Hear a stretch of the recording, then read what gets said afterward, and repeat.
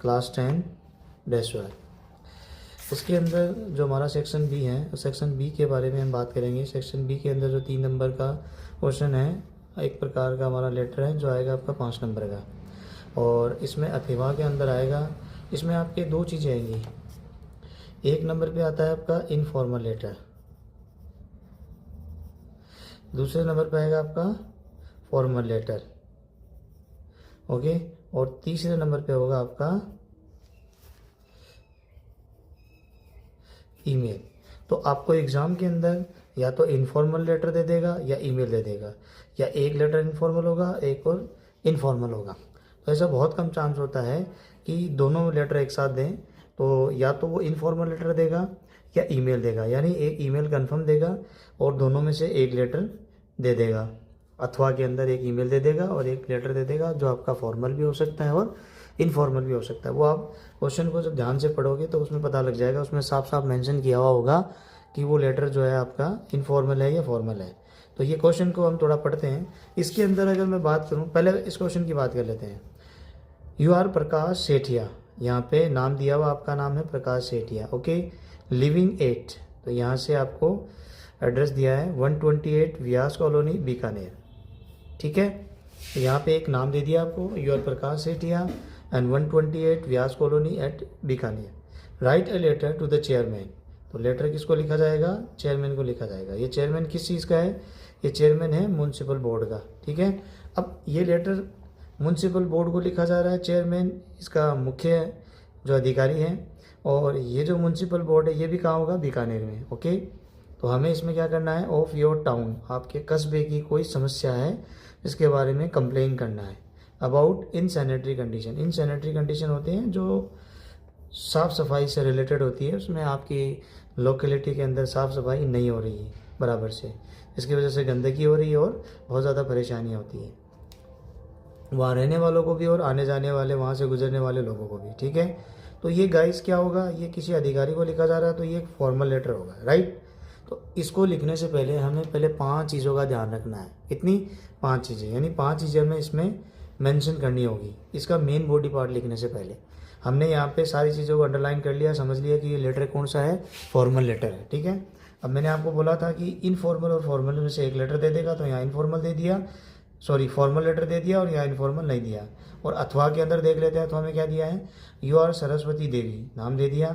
Right formal, ये साफ साफ बोल रहा है आपको क्या लिखना है? फॉर्मल ईमेल लिखना है। तो ईमेल जो होता है ना, वो ईमेल एक ही प्रारूप में होता है लेटर की तरह। जैसे लेटर सेम पैटर्न का होता है, बस लेटर में थोड़ी चीज़ें चेंज हो जाती है फॉर्मल और इनफॉर्मल में, वैसे ही लेटर का जो प्रारूप एक ही होता है, बस उसमें थोड़ी चीज़ें चेंज हो जाती है। वैसे ही ईमेल का भी प्रारूप एक ही है, ऐसा नहीं होगा कि फॉर्मल का अलग टाइप से आएगा, इनफॉर्मल का अलग से आएगा, है ना। तो इसमें ईमेल है, वो भी फॉर्मल केस में पूछा है, और वो किसको लिखा जाएगा? टू द प्रिंसिपल, ठीक है। एक अधिकारी को लिखा जा रहा है, ये भी एक पोस्ट पे विराजमान है, तो प्रिंसिपल साहब हैं, या आप हेडमास्टर कह सकते हैं, ऑफ योर स्कूल के @principalglass@gmail.com, ये वहाँ की ईमेल एड्रेस है। तो इस पे आपको क्या करना है? रिक्वेस्टिंग करनी है to arrange an online counselling, online counselling का अरेंजमेंट करना है, ऐसी क्लास का अरेंजमेंट करना है।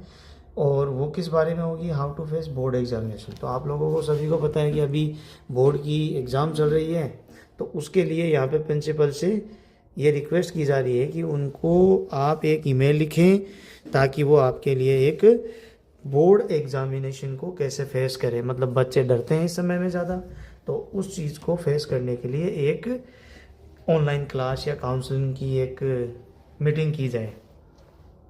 ये ईमेल है और ये लेटर है। तो लेटर को लिखने से पहले हम चीज़ें देख लेते हैं कुछ। तो आपको मैंने बताया था कि जब लेटर शुरू करते हैं, उसमें ये फॉर्मल लेटर है, उसमें 5 चीज़ें आएंगी।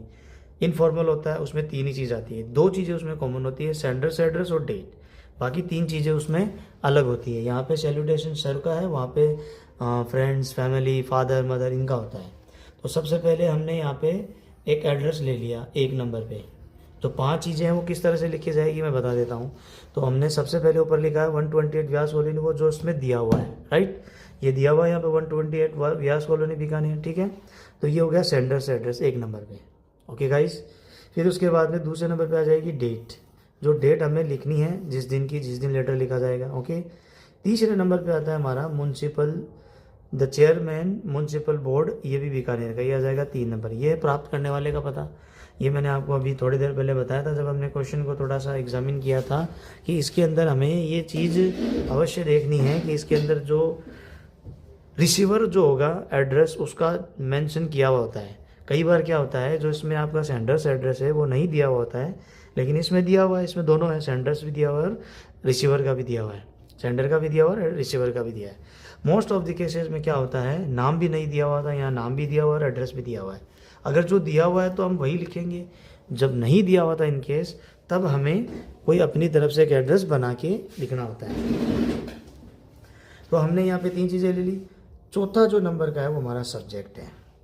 ये चीज़ें जो हैं क्वेश्चन के अंदर ही दी हुई होती है। देखो क्वेश्चन के अंदर ये दिया हुआ है इन सैनिटरी कंडीशन इन योर की जगह हो जाएगा माई लोकेलिटी, या आप शॉर्ट में ऐसा भी लिख सकते हैं in sanitary condition in my locality.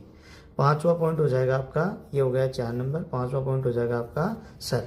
ठीक है, अब ये जो बॉडी पार्ट है, ये बॉडी पार्ट हमें इस क्वेश्चन की कुछ आउटलाइन यानी रूपरेखा समझ करके, इसमें जो क्वेश्चन दिया गया है उसको समझ करके हम इस लाइन ऐड करेंगे। फिर लास्ट में आता है आपका please look into the matter, ये इसी का पार्ट है। और इसके बाद में ये जो वाला पार्ट है, ये वाला पार्ट भी आपका तकरीबन हर लेटर में फिक्स है। तो आपको क्या चीज़ देखनी है गाइज, 1 2 3 4 5। देखो स्टूडेंट, इसमें फॉर्मल लेटर में 5 चीज़ें आपको लिखनी है।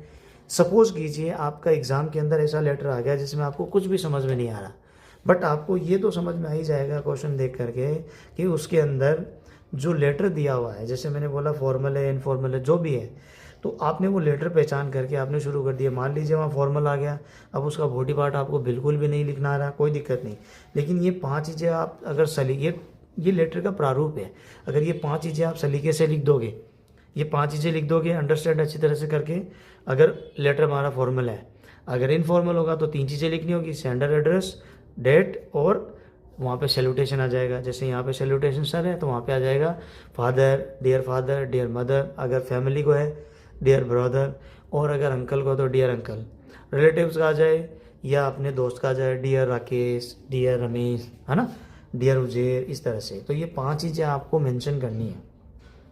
बॉडी पार्ट आपको भले ही ना समझ में आए, लेकिन फिर भी आप क्वेश्चन के अंदर से थोड़ी बहुत लाइनें बना बना के लिख दोगे और ये नीचे वाला पार्ट लिख दोगे। तो गाइज 5 नंबर का आपका लेटर है, तो कम से कम इस वाले पोर्शन का 2 से 2.5 नंबर आपको मिल जाएगा। तो 2 से 2.5 नंबर इसका और आधा नंबर इसका मिल जाएगा। तो 2 अगर मिलते हैं तो 2.5 हो जाएगा और 2.5 मिलते हैं तो 3 हो जाएगा। तो 2 नंबर इसका है। इसकी तकरीबन जो वर्ड लिमिट होती है वो होती है 60 to 80 वर्ड्स। 50 भी हो सकती है, मैं भी 50 से आप 80 वर्ड के बीच में ले सकते हैं। उसमें से ज़्यादा नहीं होना चाहिए और उससे कम भी नहीं होना चाहिए, क्योंकि उसमें इन्फॉर्मेशन जो पूछी गई है कम से कम वो तो हमें डिलीवर करनी है। तो मैंने कैसे लिखा है, मैं खाली बॉडी पार्ट की बात करता हूँ।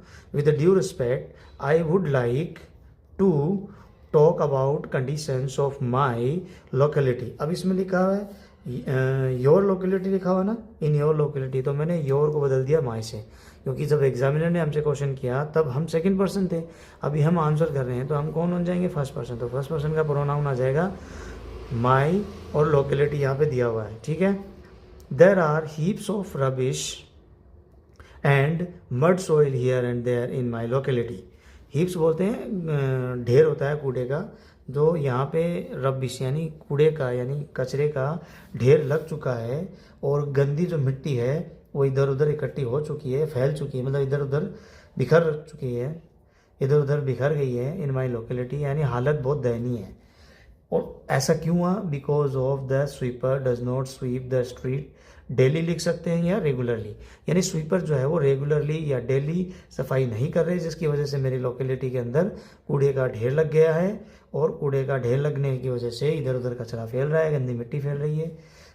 ड्रेनेज सिस्टम जो है, मतलब कचरा हो गया, कचरा होने से जो नालियाँ वो चौक हो गई, और जो ड्रेनेज सिस्टम है उसका जो पानी है वो नालियों में आगे जाने की बजाय वो सड़क पे आ गया, continuously flow on the road, जो रोड पे बहने लगा। और रोड पे बहने की वजह से एपिडेमिक, देखो इसके अंदर आपकी की जो है उसके अंदर अलग तरीके से दिया हुआ है, पहले हम इसकी बात करेंगे। एपिडेमिक का मतलब होता है संक्रमित बीमारियां, महामारी बीमारियां जो हमेशा गंदगियों से फैलती है। तो epidemic diseases can break out, फैल सकती है। और our life is hellish here, हमारा जो जीवन है वो बड़ा नरकीय जीवन हो गया है। Please look into the matter immediately, तो आपसे गुजारिश है कि आप इस मैटर में जल्द से जल्द संज्ञान लीजिए एंड डू द नीडफुल, जो भी ज़रूरी कदम है वो उठाइए। और हम नर्क ये जीवन जी रहे हैं, तो हमें इस जीवन से छुटकारा दिलाइए। थैंकिंग यू योर फेथफुली प्रकाश सेठिया, यहाँ पे नाम आ जाएगा। ये प्रारूप है आपके लेटर का, जो हमारा है सेक्शन बी का 3rd क्वेश्चन, जो एक फॉर्मल लेटर है। अब हम एक नज़र डाल लेते हैं हमारी की के अंदर, इसमें क्या दिया हुआ है। इसमें देखो यहाँ पे थोड़ा लेंथी दिया हुआ है। With the due respect I would like to draw your kind attention towards the insanitary conditions of our locality. The sweeper does not sweep the streets regularly. His behavior is not modest. अच्छा नहीं है. There are heaps of rubbish and mud soil here and there. वो मैंने आपको बता दिया. The drains are broken at many places. टूट चुकी है drainage system. They are clogged due to rubbish in them. उनके अंदर कचरा फंसने की वजह से पानी ओवरफ्लो होने लगा है, गंदा पानी। Dirty water continues to flow on the road, बाहर रोड पे फैलने लगा है। द स्ट्रीट है बिकम मडी, जो गली है वो बहुत ही ज़्यादा गंदी बन चुकी है। It is very difficult even to walk on foot, पैदल भी नहीं चल सकते, और तो बाकी बहुत दूर की बात है। कंटेजियस डिजीजेस, यानी ये होता है संक्रमित। कंटेजियस का मैंने यहाँ पे रिप्लेस कर दिया एपिडेमिक से। ओके, थोड़ा ईजी है, sounds easy rather than the contagious. Okay, diseases can break out, बीमारियाँ फैल सकती हैं, और यहाँ बीमारियाँ फैल सकती है। और क्या हो सकता है, आवर लाइफ इज हेलिश, हमारा जीवन नरक है। I would request you to visit our locality someday and see the situation yourself. अपनी आंखों से सिचुएशन देख लीजिए, एक बार हमारे यहाँ विजिट कीजिए। Please look into the matter immediately and do the needful. Thanking you your faithfully Prakash Sethia. Okay, अब हम बात करते हैं हमारे ईमेल की। ईमेल हमने यहाँ पे पढ़ लिया था, एक बोर्ड एग्जामिनेशन का काउंसिल होगा, उसके लिए हमें यहाँ पे क्या करना है, यानी बच्चे किस तरह से एग्ज़ाम को फेस करें, उसके लिए यहाँ पे एक प्रिंसिपल को ईमेल लिखा जा रहा है कि इसके लिए कुछ इंतज़ाम करें। तो इसके लिए हम क्या करेंगे, इस लेटर को पढ़ेंगे जो हमारा ईमेल वाला है। ये जो प्रारूप है, ये मैंने आपको बताया था, ये फॉर्मली है। तो प्रिंसिपल है, जो मैम भी हो सकती है और सर भी हो सकता है, इसका कोई वो नहीं है।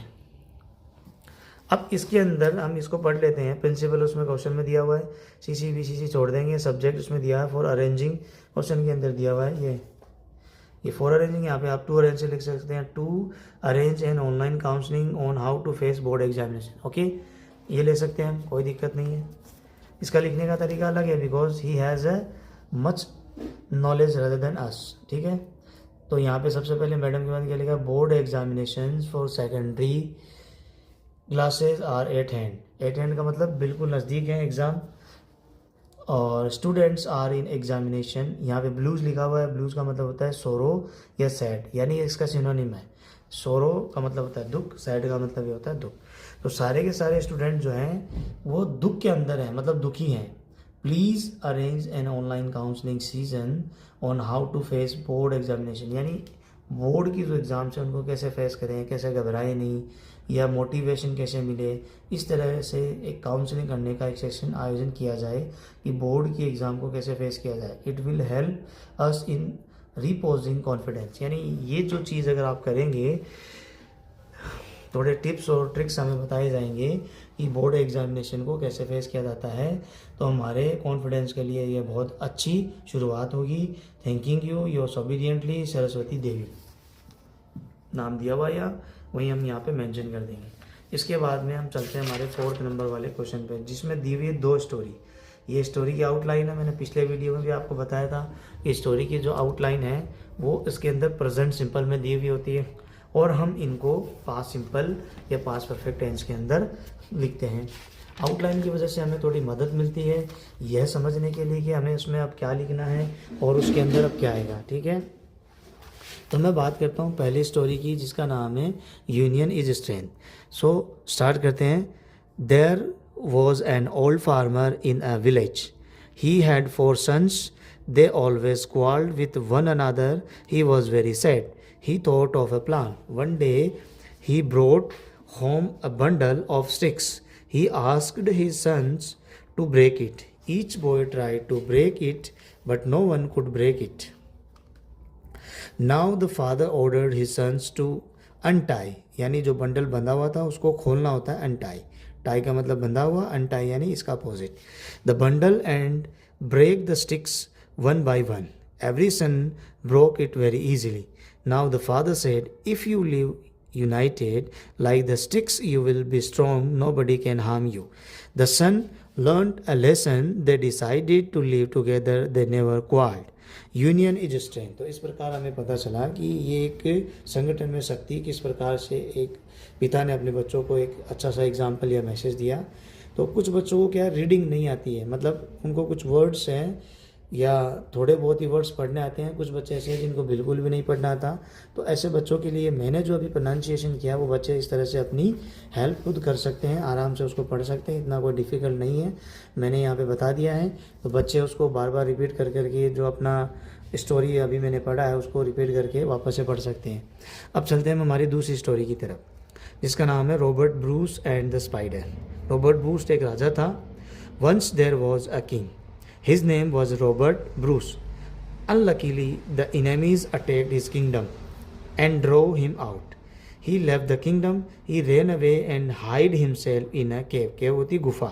He tried again and again to regain his kingdom. Regain का मतलब अपना राज्य पाने के लिए उसने बहुत कोशिश की, प्रयास किया, but all in when. When का मतलब व्यर्थ, सारी जो उसकी कोशिश थी वो बेकार हो गई।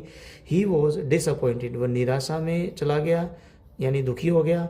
There he so a spider, उसने वहाँ पे स्पाइडर यानी एक मकड़ी को देखा। इट वॉज, मकड़ी या मकड़ा जो भी है, it was trying to reach the ceiling of the केव।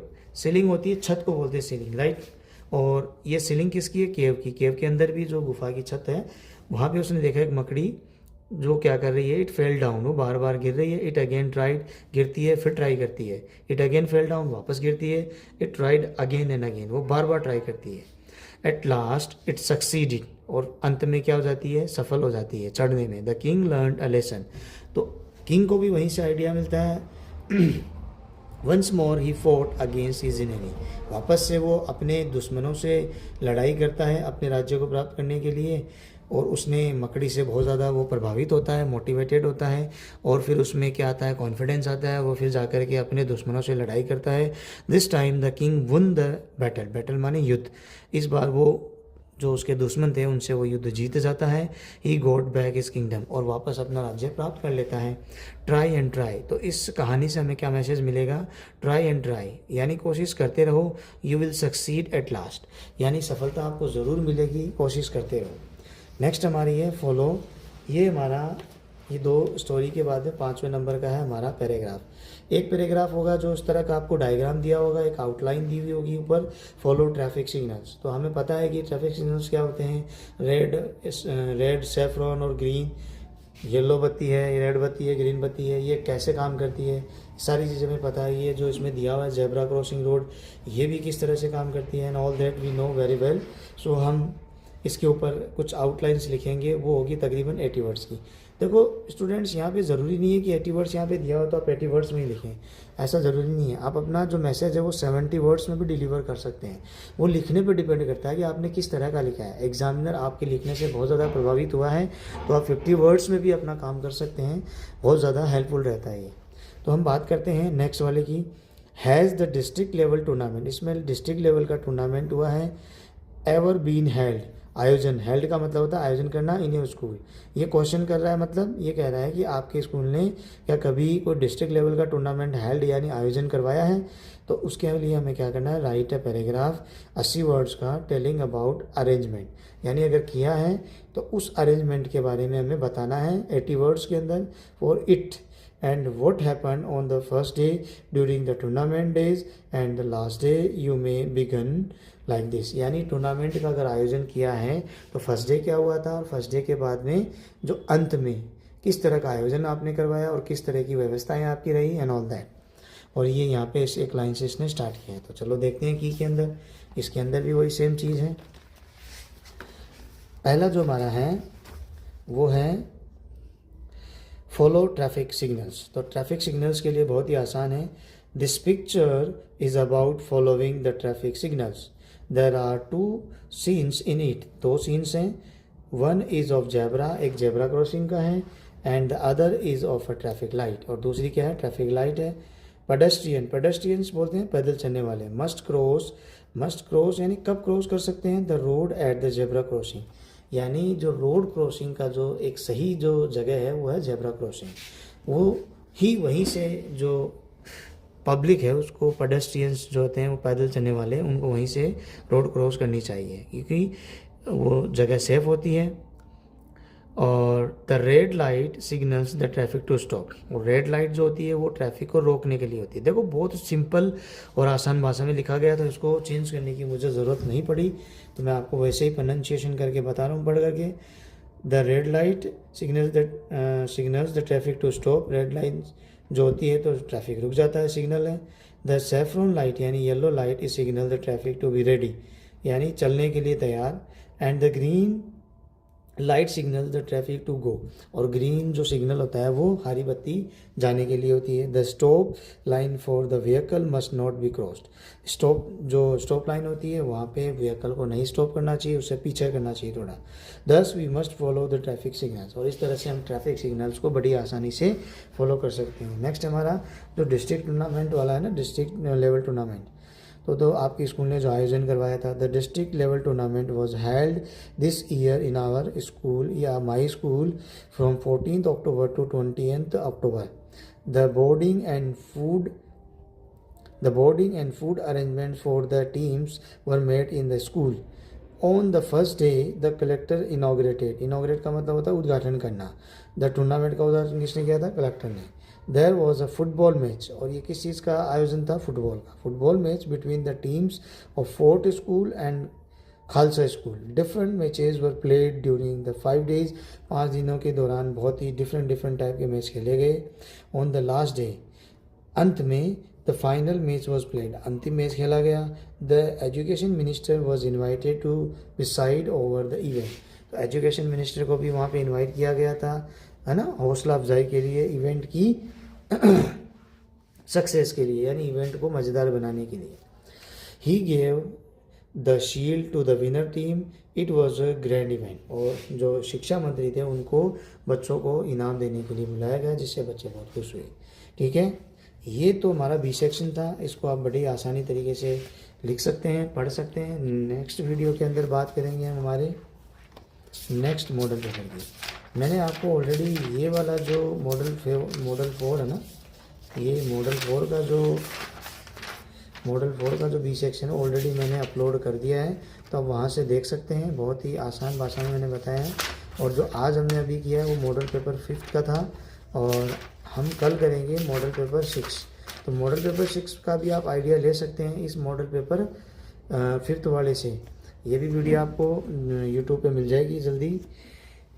बने रहिए मेरे यूट्यूब चैनल पे। Thank you.